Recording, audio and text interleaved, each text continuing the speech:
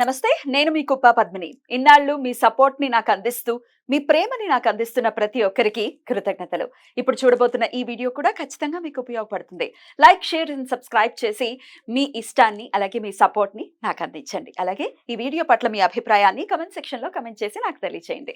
నమస్తే. నమస్తే. Welcome to our channel. నేను పద్మిని. ప్రస్తుతం మనతో పాటు ప్రముఖ ఆధ్యాత్మికవేత్త, ప్రముఖ న్యూమరాలజిస్ట్ లక్ష్మీ నరసింహస్వామి ఉపాసకురాలు శ్రీమతి స్రవంతి గారు మనతో పాటు ఉన్నారు. మాట్లాడదాం. నమస్తే అక్క. నమస్తే పద్మిని. అక్క, గురువారం అష్టమి వస్తోంది అక్క. కాలాష్టమి ఈసారి గురువారం వస్తోంది. సో గురువారం అష్టమి వస్తే అనఘాష్టమి వ్రతం లాగా కూడా చేసుకుంటూ ఉంటారు. చాలా బ్యూటిఫుల్ గా సెలబ్రేట్ చేసుకుంటారు. చెప్పండి అక్క, ఎలా వినియోగించుకోవచ్చు ఆ రోజు? చాలా బాగా చేసుకోవచ్చు పద్మిని. అయితే అష్టమి అనగానే మనకి తిథి మంచిది కాదన్నాం, లేకపోతే మనం ఆ రోజు బయటికి వెళ్ళకూడదని. అష్టమి నాడు అష్టమి రోజు వెళ్తే అష్టమి నాడు వెళ్తే అష్ట కష్టాలు వస్తాయి అని అంటారు.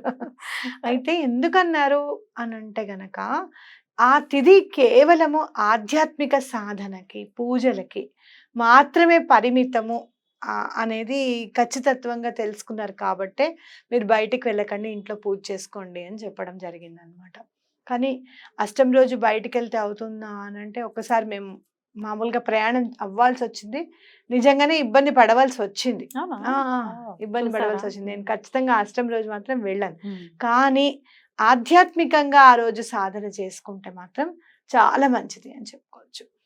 మనకి అనఘాష్టమి వ్రతం చేసుకుంటే ఎలాంటి గ్రహ దోషాలైనా కూడా, ఇంట్లో ఉన్న నెగటివ్ ఎనర్జీ కానివ్వు, లేకపోతే ఎప్పటి నుంచో పనులు అవ్వట్లేదు అని అనుకుంటూ ఉంటాం కదా, ఆగిపోయాయి అని, ఇలాంటివన్నీ కూడా అనారోగ్య సమస్యలు కానివ్వు అన్నీ కూడా తొలగిపోతాయని ఖచ్చితంగా చెప్పుకోవచ్చు. అనఘాష్టమి తప్పకుండా చేసుకోవచ్చు. ఎందుకంటే గురువారం కలిసి వచ్చింది కాబట్టి ఆర్థిక ఇబ్బందులు తొలగడానికి అనఘాష్టమి గురువారం కానీ శుక్రవారం కానీ చేసుకుంటే చాలా మంచిది. అనగాష్టమి ఎన్నిసార్లు చేసుకోవాలి? ఎన్నిసార్లు చేసుకోవాలని ఏమన్నా లెక్క ఉందా? నేను కంటిన్యూగా 5 అష్టములు చేసుకున్నాను. చాలా బాగుంటుంది. మనకు మనమే చేసేసుకోవచ్చా? చేసుకోవచ్చు. కొంచెం శ్రద్ధ పెడితే చేసుకోవచ్చు. అయితే ఎవరైనా బ్రాహ్మణ్ణి పిలుచుకుంటే చాలా మంచిది. బ్రహ్మ అనేవాడు ఉంటే మనకి చెప్తూ ఉంటాడు అనమాట, ఇది ఇలా పెట్టండి, ఇది ఇలా పెట్టండి, దీనికి ఇది ఇంపార్టెన్స్ అని చెప్తూ ఉంటారు. కాబట్టి మనకి ఇంకా అంటే మనం ఓన్లీ చెప్తుంటే చేస్తూ ఉంటాం కాబట్టి ఇంకా శ్రద్ధతో చేసుకోవచ్చు. అదే మనమే చేసుకుంటూ ఉన్నాం అనుకో, మనం మంత్రం చదువుతూ ఉంటాము, పక్క వాళ్ళతో పెట్టిస్తూ ఉంటాయి. మనకు భార్యాభర్తలు ఇద్దరు కూర్చొని చేసుకుంటే చాలా మంచిది. అయితే పౌర్ణమి వెళ్ళిన తర్వాత అష్టమి కంటే కూడా పౌర్ణమి ముందు వచ్చే అష్టమి చేసుకుంటే మంచిది. కానీ ఎప్పుడైనా సరే గురువారము అష్టమి కలిసి వచ్చింది అంటే అది శుక్లపక్షమా కృష్ణపక్షమా అనేది చూసుకోకూడదు అనమాట, తప్పకుండా చేసుకోవాలి. అయితే నేను కంటిన్యూగా 5 అష్టములు చేసుకున్నాను. అనగా అష్టమి నాకు చాలా బాగా కలిసి వచ్చిందని చెప్పుకోవచ్చు. అంటే గురువారం అష్టమి నాడు మొదలు పెట్టుకున్నారా? గురువారం అష్టమి అనేది గుర్తులేదు. చాలా రోజులైంది. చాలా రోజులైంది. కానీ నేను ప్రతి అష్టమి రోజు చేసుకున్నాను. చాలా బాగా కలిసి. అంటే ఈరోజు 2 పక్షాలు చేసేసుకున్నారా లేకపోతే 2 పక్షాలు చేసేసుకున్నారు. అయితే ఒక్కొక్కసారి ఏమనిపించింది, అప్పుడు కొంచెం డేట్స్ అవి ప్రాబ్లం, పీరియడ్స్ ఉంటాయి అలా అనుకుంటే గనక నెక్స్ట్ అష్టమి, కానీ 5 మాత్రం చేసుకున్నా ఖచ్చితంగా. 5 సంఖ్య మంచిది అన్నమాట, చేసుకున్నాను. అయితే ఈ బహుళపక్ష అష్టమిని ఖచ్చితంగా కాలభైరవుడి ఆరాధనకి ప్రత్యేకంగా చెప్తారు కాబట్టి, ఎలా ఏ సమస్యల్ని అధిగమించడం కోసం ఈ కాలభైరవుడిని పూజించుకోవచ్చు? మీరు చూడు, ఎక్కడైనా కానీ గురువారం నాడు అష్టమి వస్తే కనుక గురువు అనుగ్రహం కూడా ఉంటుంది ఆ అష్ట కష్టాలు తీరడానికి అని మనం ఖచ్చితంగా చెప్పుకోవచ్చు.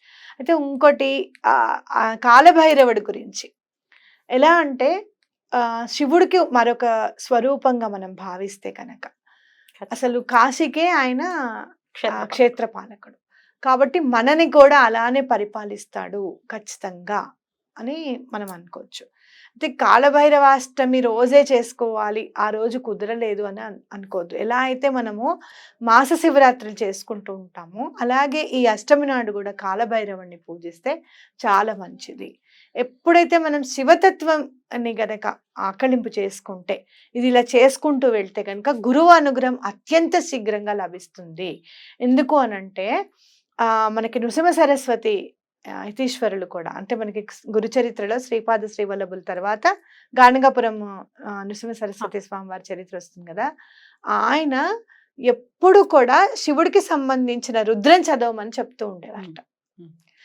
ఎటువంటి పరిస్థితుల్లోనూ రుద్రాభిషేకాన్ని చాలా ప్రమోట్ చేశారు అనమాట, ప్రతి వ్యక్తి జీవితంలో కూడా. అక్కడ గుళ్ళో కూడా నువ్వు చూస్తే అభిషేకర్ణ యాప్కో అని అడుగుతాడు ఫస్ట్. అభిషేకం అనేది చాలా ఇంపార్టెంట్ అనమాట. అందులో శివుడికి అభిషేకం అంటే చాలా ఇష్టం. ఆయన హైడ్రేటెడ్ ఉంటే మనం హైడ్రేటెడ్ అంతే కదా. కాబట్టి అలా మీరు ఏం చేస్తారు అని అంటే, మాస శివరాత్రి చేసుకోవడము, శనివారం ప్రదోష కాలం పూజ చేసుకోవడము, అలాగే కాలభైరవాష్టమి తప్పకుండా చేసుకోవడం అనేది ఇంపార్టెంట్. మీరు ఎక్కడ పెట్టాలి దీపము అనేది చాలా మంది నన్ను అడుగుతున్న ప్రశ్న. ఏం దీపం ఇంతకి? కూష్మాండ దీపం. కూష్మాండ దీపం చక్కగా గుమ్మడికాయ ఇంత బుజ్జి తెచ్చుకోండి, బూడిది గుమ్మడికాయ తెచ్చేసుకొని చక్కగా దాన్ని మగవాళ్ళ చేతనే కట్ చేయించండి సగానికి. లోపల ఉన్న గుజ్జంతా తీసేసి చక్కగా పసుపు రాసి ఒక ప్లేట్ లో, చాలా మంది ఏం చేస్తున్నారంటే యూజ్ అండ్ త్రో ప్లేట్స్ పెడుతున్నారు. దానికంటే కూడా ప్రతి అష్టమి నాడు మనకి ఉపయోగపడే విధంగా బ్రాస్ తెచ్చుకోండి. ఒక 150 రూపాయలు పెట్టేస్తే వచ్చేస్తుంది ఇంత ప్లేట్ చక్కగా. 2 తెచ్చుకొని నవధాన్యాలు తెచ్చుకొని ఆ ప్లేట్ నిండా పోసేసి ఈ బూడిద గుమ్మడికాయ సగం చెక్క ఇటు పెట్టేసి పసుపు రాసి బొట్లు పెట్టి దాంట్లో నువ్వుల నూనె వేసి దీపం వెలిగించాలన్నమాట.